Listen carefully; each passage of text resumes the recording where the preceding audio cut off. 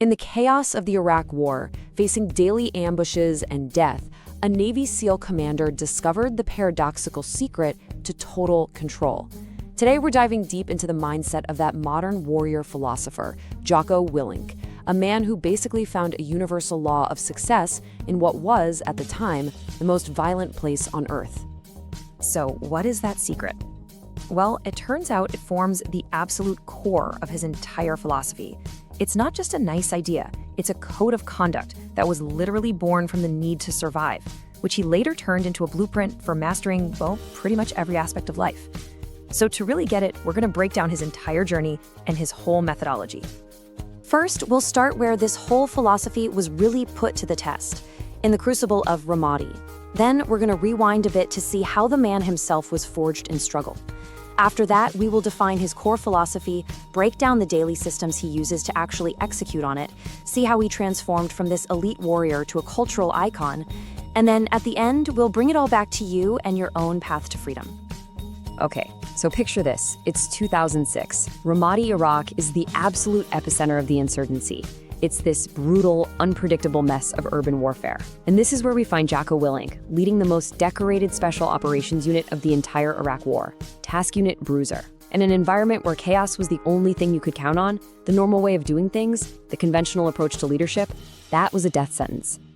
So, right in the middle of this constant threat, Willink puts this radical idea into practice: extreme ownership. Now, this was not some theoretical concept from a leadership seminar. This was a combat tactic. It meant that when a mission went sideways, the immediate response wasn't to point fingers. Instead, every single person, starting with him at the top, had to ask, what could I have done to prevent this? See, blame was a luxury they just couldn't afford. Owning the problem was the only way to find a solution. It was on those streets that the foundational truth of his worldview was proven time and time again. Chaos will always constrain you, but discipline, and specifically the discipline to own everything, that's what gives you the freedom to act, to adapt, and ultimately to win. So you have to wonder, where did this iron will even come from? I mean, a mindset like that wasn't just born in Ramadi, it was only proven there. To really understand the origins of his code, we've got to go back. Jocko's youth surprisingly wasn't defined by some rigid external structure. His discipline was something he built himself, piece by piece, starting with martial arts and this early obsession with physical fitness. And you can see this was kind of the first test of his theory. You impose structure on your own body and you get predictable positive results. Simple as that. But the real forge, the place where it all got hammered into shape, was basic underwater demolitions/SEAL training, or BUDS. This is where his self-imposed code was pressure tested to its absolute breaking point. I'm talking about the infamous Hell Week, days of non-stop physical abuse on basically zero sleep. Your body and your mind are just screaming at you to quit. And the only way to survive is to shut down that part of your brain that feels, the part that doubts, the part that tries to negotiate with you, and to just trust the process. You put one foot in front of the other. You follow the command. You just survive the next minute. That's it. And this just perfectly illustrates the lesson he learned through all that suffering. Discipline wasn't a punishment. Not at all. It was a shield. It was the one tool that could protect him from his own internal monologue, from that voice of weakness and impulse we all have.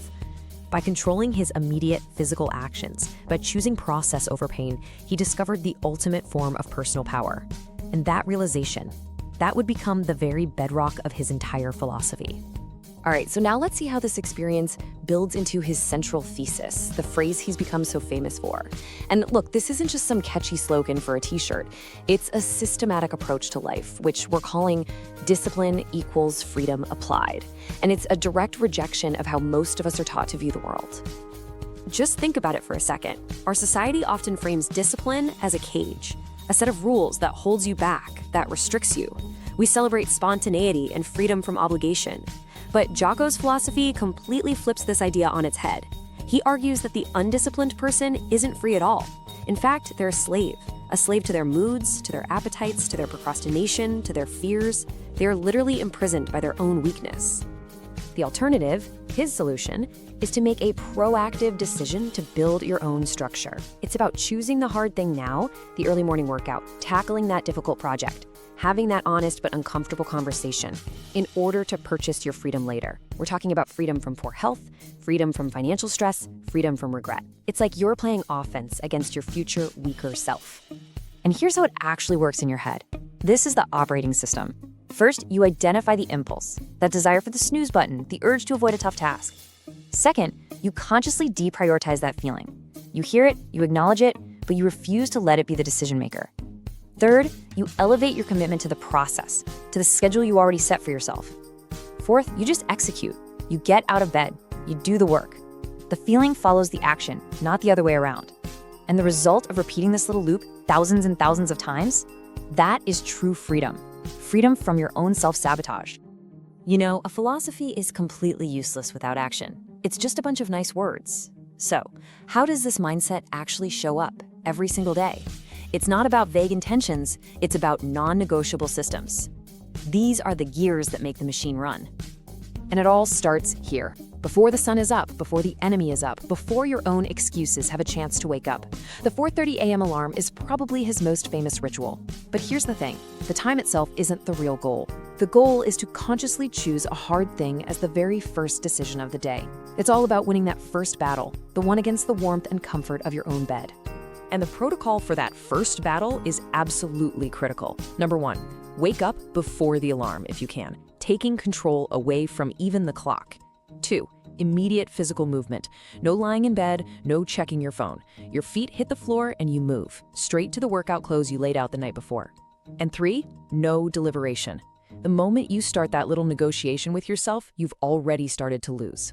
This whole protocol is about so much more than fitness. It's about building psychological momentum that's going to carry you through the entire rest of the day.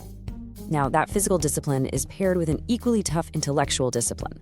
This quote really reveals the key to his approach for handling failure, setbacks, any kind of mistake. It's basically that extreme ownership principle from Ramadi, but refined into a system for everyday life. He calls it the post-mortem. Whenever something goes wrong, you immediately conduct a ruthless debrief. You strip away your ego, you strip away the emotion, you ask that hard question, what was my role in this? You analyze a situation like a detached scientist, just looking for data. From that data, you isolate actionable solutions. And I'm not talking about vague promises to do better. I mean concrete changes to your process. And finally, you implement a fix that is specifically designed to make that failure non-repeatable. You turn every loss into a permanent upgrade for the whole system. So after this incredibly decorated military career, how does this hyper-specialized warrior translate these intense battlefield lessons into a global movement? I mean, that's the story of his transformation. He took the brutal, effective principles of elite special operations and somehow made them accessible to absolutely everyone. What he really proved is that the core principles you need to win in combat are the exact same principles you need to win in business, in your relationships, and just in life. Extreme ownership, that creates incredible accountability in a team. Decisiveness, even when you don't have all the information, it creates momentum. An unmitigated discipline, applied consistently, day in and day out, well, that's the engine of all progress. He effectively democratized the elite mindset. Ultimately, his legacy isn't just a collection of books or a popular podcast. It's a movement built on a very hard, very simple truth. There are no shortcuts. There are no hacks. Success in any field you can imagine comes from relentless, self-imposed standards. He basically created a platform for people who were sick and tired of excuses and were finally ready to take 100% control of their own reality. So, that brings us to the final and, frankly, the most important question. What does all of this mean for you? How do you apply this warrior's code to your own life, to your own battles? Let's bring this all home with a direct call to action. First things first, you have to internalize this truth. Every single time you choose comfort over difficulty, you are paying for it with a piece of your future potential. Laziness is a debt that you will always pay back with interest, and that interest comes in the form of anxiety and a total lack of control over your life. Second, you have to adopt this as your primary tool. The very next time something goes wrong in your life, your immediate reflexive question has to be, what could I have done differently? And remember, this isn't about blaming yourself, it's about reclaiming your power. And third, you have to truly understand this paradox. The structure you impose on your life, your morning routine, your workout schedule, your work process, that is not a prison. It is the very fortress that will protect you from the chaos of the world and, more importantly, from the weakness inside yourself. At his core, Jocko Willink is a man who mastered external chaos by first mastering himself. His greatest discovery, forged in war and refined in peace, was that true freedom isn't something that's given to you, it's earned. It is the byproduct of a relentless routine and radical self-mastery. His legacy is really a challenge to all of us, a call to build our own standards, to own our own worlds, and to understand, deep down, that the disciplined mind is the only true fortress against chaos.